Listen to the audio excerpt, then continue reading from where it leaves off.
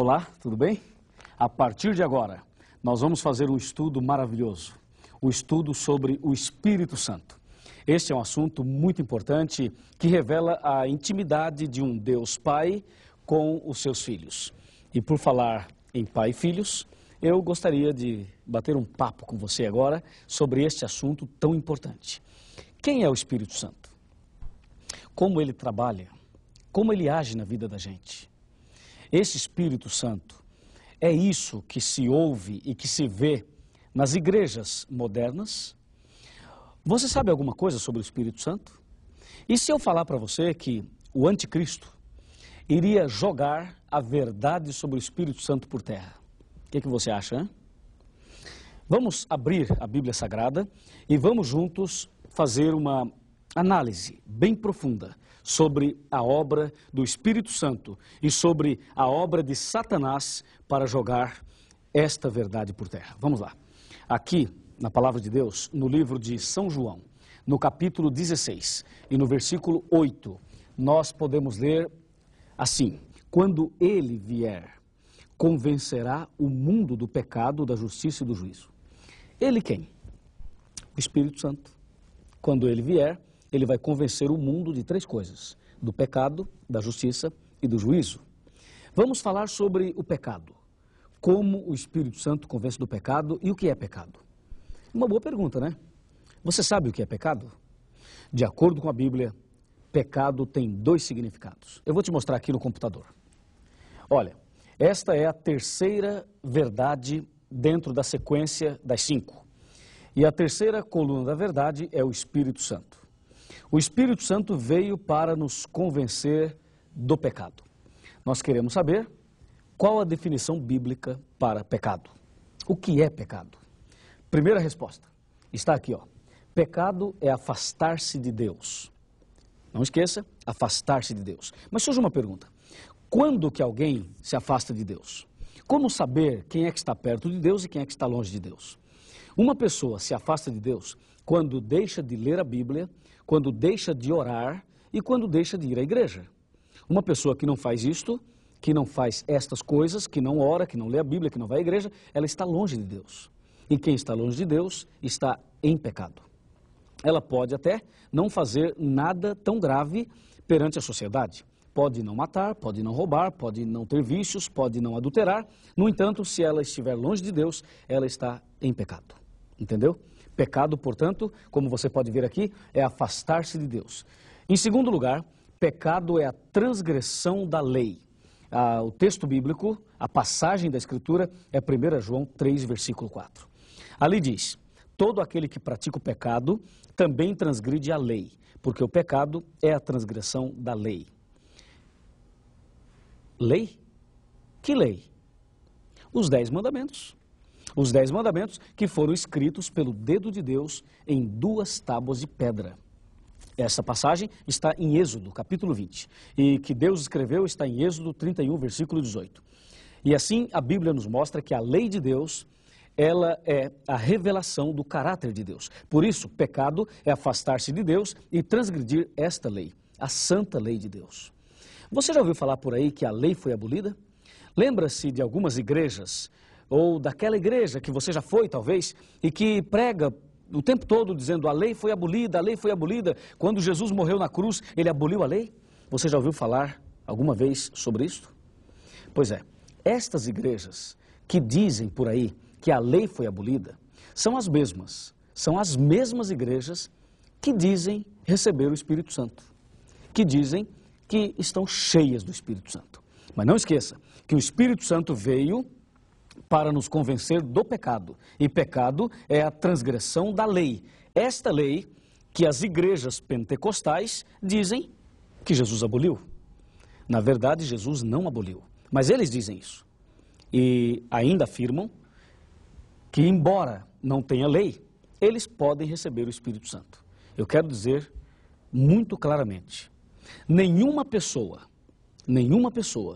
que não obedeça os mandamentos de Deus, nenhuma delas, entendeu? Nenhuma pode receber o poder do Espírito Santo. O Espírito Santo atua na vida da gente de duas formas. Primeiro, antes de habitar no corpo de alguém, ele trabalha preparando o corpo, preparando a vida da gente. É como uma casa. Quando você se muda para uma casa, no mínimo, você faz uma boa limpeza, não é? Quando você habita um novo lar, no mínimo você vai fazer uma boa higiene, uma boa limpeza, vai tirar tudo. Mas tem pessoas que vão além. Elas pintam a casa de novo, trocam a porta, trocam o box, trocam isso, trocam aquilo. Por quê? Porque não querem habitar um lugar onde outro já habitou e talvez tenha alguma doença ou algum problema. Assim, Deus não habita no corpo de uma pessoa de qualquer jeito. Antes de habitar uma pessoa, Deus faz uma limpeza. Existem algumas coisas na nossa vida que sujam o nosso caráter, que mancham o nosso coração. São imundícias espirituais. E o Espírito Santo atua primeiramente limpando essa imundícia, tirando do nosso coração. Quer saber algumas dessas imundícias? Eu digo a você. O pecado, de uma maneira geral, mas de uma maneira específica. Vamos analisar. O ódio, a ira, a mágoa, a inveja, os ciúmes. São problemas, pecados, que podemos chamar de imundícia. O Espírito Santo quer primeiramente fazer uma limpeza no seu coração e no meu, e no coração de todas as pessoas que desejam receber o Espírito Santo. Depois que faz a limpeza, depois que ele deixa a nossa vida totalmente transformada, então Deus, através do Espírito Santo, pode habitar o corpo daquela pessoa, usando essa pessoa na pregação do Evangelho, dando a ela o poder, todo o poder do Espírito Santo. Mas lembre-se, antes desta higiene espiritual, o Espírito Santo não pode habitar o corpo de nenhuma pessoa. Entendeu? Agora vem aqui. Pecado, você sabe, é afastar-se de Deus e transgredir a lei de Deus. O Espírito Santo de Deus, bem como o próprio Deus e Jesus Cristo, a Santíssima Trindade, os três, e agora estou falando do Espírito Santo, esse Deus triuno é onisciente, é onipresente e é onipotente. Eu vou começar daqui, onipotente. O que quer dizer onipotência? Olha, quando diz a Bíblia que o Espírito Santo é onipotente, a Bíblia está dizendo que ele tem todo o poder no céu e na terra. Onipotente significa que ele fez tudo pelo poder da sua palavra. Por exemplo, Deus disse, haja luz e houve luz. Deus disse, produza a terra ervas verdes e a terra produziu. Deus é onipotente. O Espírito Santo é onipotente. Ele pode, com certeza, fazer na vida da gente o que nós mesmos não podemos fazer. Ele pode transformar um coração. Ele pode mudar a vida de uma pessoa. Ele tem todo o poder. Sabe, de repente, você está vivendo uma vida atribulada. De repente, você está vivendo um momento difícil na vida. E aí, você não sabe como resolver o problema. E diante da situação difícil, você é levado a pensar assim, Deus não ouve a minha oração, nada dá certo na minha vida, eu não consigo resolver os problemas. Pois olha, vem aqui.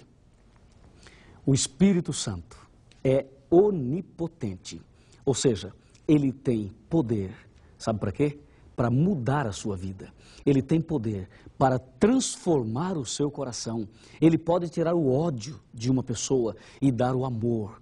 Ele pode tirar a tristeza e pode dar alegria. E alguém que recebe o poder do Espírito Santo, essa pessoa passa a refletir a luz do céu. Não é maravilhoso saber que o Espírito Santo é onipotente? Com certeza, é maravilhoso, mas é mais maravilhoso ainda saber que hoje, agora, aqui, ele pode mudar a sua vida e pode fazer de você uma pessoa brilhante espiritualmente falando. É isso, ele é onipotente. Em segundo lugar, o Espírito Santo é onisciente. Onisciente significa o seguinte, ele tem ciência, ele tem conhecimento de todas as coisas. Então, a Bíblia diz que ele é onisciente, ou seja, ele conhece o futuro desde o princípio, ele sabe até o que nós pensamos. O que você está pensando agora e o que eu também estou pensando agora, ele sabe. Esta mensagem que estou te passando, esse estudo que você está tendo, é o Espírito Santo que está falando aqui comigo e ao mesmo tempo falando aí com você e nós dois estamos agora recebendo a influência direta do Espírito Santo. Ele é onisciente, ele sabia que hoje nós estaríamos aqui juntos. Ele sabe todas as coisas. Não podemos esconder nada de Deus. Tudo que acontece e tudo que vai acontecer, Ele já sabe antecipadamente. Lembre-se, Ele é onisciente.